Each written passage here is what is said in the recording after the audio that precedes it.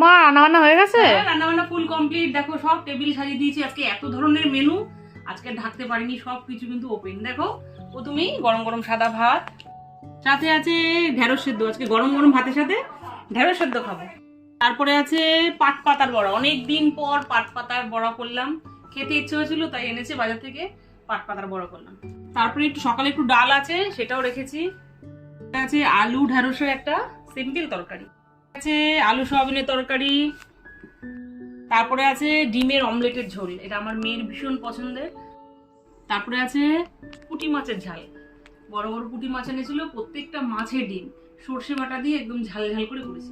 সব শেষে হাঁসের ডিম, এটা দুপুর করেছিলাম, সকালে করেছিলাম, রয়ে গেছে দুটো হাঁসের ডিমের। আজকে কারি করেছি, আলু দিইনি, সম্পূর্ণ আলু ছাড়াই আজকে করেছি। কি হলো আজকে দুপুরবেলাকার একদম দুর্দান্ত ফাটাফাটি সব মেনুগুলো কেমন হলো তোমরা কিন্তু কমেন্ট করে অবশ্যই জানাবে। আজকের মতো এই পর্যন্ত, আবার দেখা হবে নতুন কোনো ভিডিওতে।